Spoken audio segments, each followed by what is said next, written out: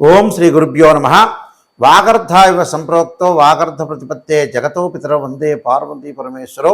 వ్యాసాయ విష్ణురూపాయ వ్యాసరూపాయ విష్ణవే నమో వై బ్రహ్మణిదే వాసిష్ఠాయ నమో నమ. గురు బ్రహ్మ గురు విష్ణు గురుదేవో మహేశ్వర గురు సాక్షాత్ పరబ్రహ్మ తస్మై శ్రీ గురవే నమ. ఓం శ్రీ మాత్రే నమ. మనకి శ్రీ క్రోధినామ సంవత్సరంలో ప్రస్తుత మాసం శ్రావణ మాసంలో గ్రహస్థితులు ఏ విధంగా ఉండబోతున్నాయి, ద్వాదశ రాశుల వాళ్ళకి ఏ విధంగా ఫలితాలు ఉండబోతున్నాయో ఒకసారి మనం చూస్తే, ప్రధానంగా ఆగస్టు 5వ తారీఖు నుంచి సెప్టెంబర్ 3వ తారీఖు వరకు కూడా శ్రావణ మాసం అనేది ఉంటుంది. మనకి చాంద్రమానాన్ని అనుసరించి శ్రవణ నక్షత్రం పౌర్ణమి రోజు ఉంటే అది శ్రావణ మాసమని, ప్రతి మాసాన్ని కూడా మనం క్యాలిక్యులేట్ చేసుకుంటాం.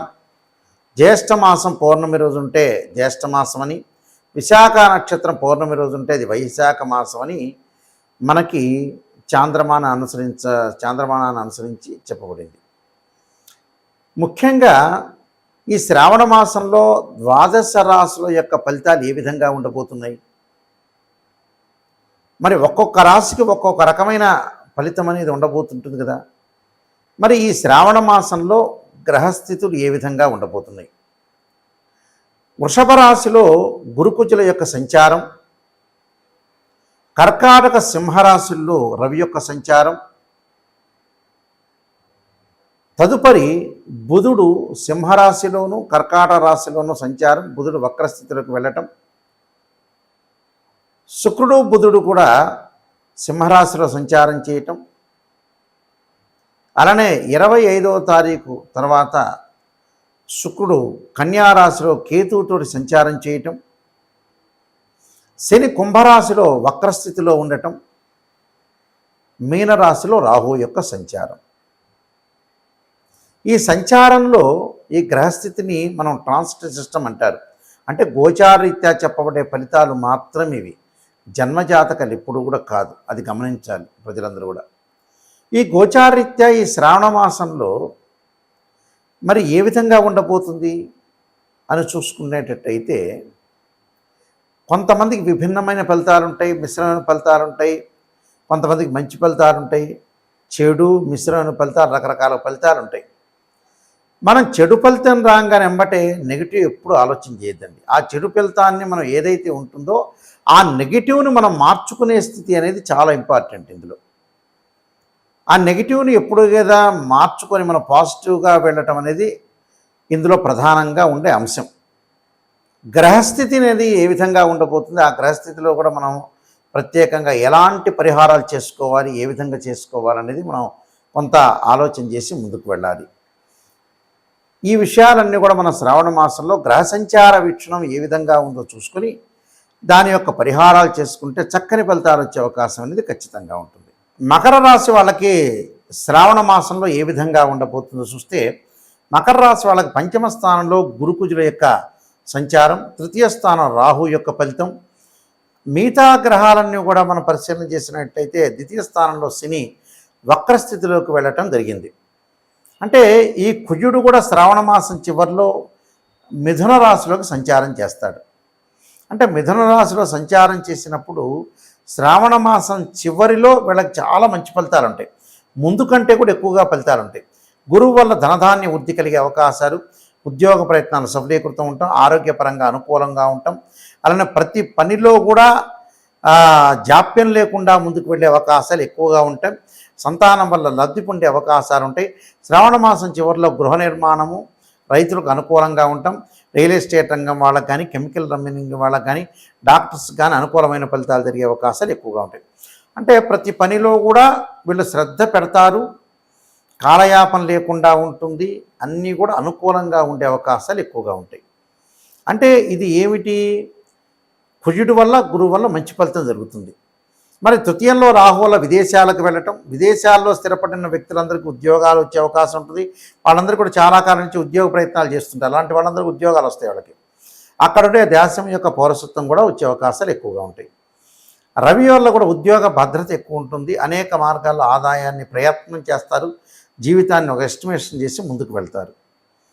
దానితో పాటు ప్రత్యేకంగా వీళ్ళకి శుక్రగ్రహం వల్ల 1-2 సంబంధాలు తప్పిపోయి మిగతా సంబంధాలు, వివాహ సంబంధాలు కలవటం, నూతన వ్యాపారం, విద్య ఆలోచనలు ఎక్కువగా ఉంటాయి. విద్యార్థులకు అనుకూలమైన ప్రయత్నాలు జరుగుతుంటాయి.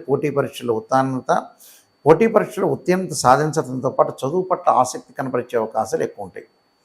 అంటే ఇవన్నీ కూడా వాళ్ళకి జరుగుతూ ఉంటాయి. అంటే అన్ని గ్రహాల యొక్క అనుకూలత అనేది బాగా ఎక్కువ ఉంటుంది. అలానే లాయర్లు, డాక్టర్లు, క్రీడా, సినీ రంగం వాళ్ళందరికీ కూడా అన్ని ప్రయత్నాలు సఫలీకృతం అవుతాయి. దాంతోపాటు ఈ 1వ వారంలో వచ్చే సమయానికి భోజనం చేయలేకపోవటం, 2వ వారంలో ధనలాభం, వృత్తి లాభం కలిగే అవకాశం, కుటుంబ సౌఖ్యం కలుగుతుంది. 3వ వారంలో కొంత అశాంతి, కొంత వ్యతిరేకమైన శక్తులు వీళ్ళ మీద పడే అవకాశాలు ఉంటాయి. కాబట్టి ఆ వ్యతిరేక శక్తులకి మీరు దూరంగా ఉండండి. వృధాగా కలహాలు చేయొద్దండి, వృధా ప్రయాణాలు చేయొద్దండి. 4వ వారంలో వివిధ రూపాల్లో ధనలాభం కలుగుతుంది. నేను చెప్పినట్టుగా అనేక మార్గాలు ఆదాయం బాగా పెరుగుతూ ఉంటుంది. దాంతోపాటు శరీర బలము, కీర్తి ప్రతిష్టలు, సర్వత్రా విజయం లభించే అవకాశాలు మకర రాశి వాళ్ళకు ఉంటుంది. అంటే మకర రాశి వాళ్ళకు 3వ స్థానంలో రాహు వల్ల విదేశము, అలానే 5వ స్థానంలో గురువు వల్ల ధనాదాయము, కీర్తి ప్రతిష్టలు కలగటం, శ్రావణ మాసం చివరిలో కుజుడి యొక్క బలం వల్ల భూ సంబంధమైన వ్యవహారాలు అనుకూలంగా ఉండటం, రవి వల్ల ఉద్యోగ భద్రత, శుక్రగ్రహం వల్ల 1-2 సంబంధాలు తప్పిపోయి 3వ సంబంధం కలవటం, కేతు వల్ల జ్ఞానం పెంపొందించుకోవటం, అలానే తీర్థయాత్రలు, పుణ్యక్షేత్రాలు, తీర్థాలు, సముద్రాలు తిరిగే అవకాశాలు ఖచ్చితంగా ఉంటాయి. అలానే నేను చెప్పే పరిహారాలను మీరు పాటించండి, మీకు మంచి జరిగే అవకాశం ఖచ్చితంగా ఉంటుంది. ఈ రాశి వాళ్ళు చేయాల్సిన ప్రత్యేక రెమెడీస్ అనేవి చాలా ముఖ్యంగా మనం భావించి ముందుకు వెళ్ళాలి. దానిలో ప్రధానంగా వాళ్ళు చేయాల్సింది ఏమిటి అని అంటే, ఈ శ్రావణ మాసంలో మొదటి గురువారము, లాస్ట్ గురువారము గురు చరిత్ర పారాయణం చేయాలి. అది ఏ సమయంలో అంటే ప్రదోషకాల సమయం కానీ, అలానే గురువారం రోజున గురు హోరలో ప్రాతకాలంలో ఈ పారాయణం చేయటం చాలా మంచిది. ఇది మంచి రెమెడీ. ఇది 1వ రెమెడీ. 2వ రెమెడీ వచ్చేటప్పటికల్లా ధనం మరింత బాగా కలగాలంటే కుబేర మంత్రాన్ని చదవాలి. అది ఎప్పుడు చదవాలి? శుక్రవారం రోజు చదవండి. ఓం యక్షాయ కుబేరాయ వైశ్రవణాయ ధనధాన్యాధిపతే ధనం ధాన్యం సమృద్ధిమే దేహిమే దాపై స్వాహ అనే మంత్రాన్ని చదవండి. అది ఎన్ని శుక్రవారాలు చదవాలి? ఇది కూడా మొదటి శుక్రవారం, లాస్ట్ శుక్రవారం రోజున నేను చెప్పిన కుబేర మంత్రాన్ని చదవాలి. శ్రీ జగద్గురు ఆదిశంకరాచార్య విరచితమైన శ్రీ కనకధారా స్తోత్రం సోమవారం రోజున చదవటం మంచిది. అది ఒక్క సోమవారం చదవండి, చాలా మంచిది. ఇది 3వ రెమెడీ. 4వ రెమెడీ వచ్చేటప్పటికల్లా మీరు చేయాల్సింది ఓం నమః శివాయ పంచాక్షరి చేయాలి.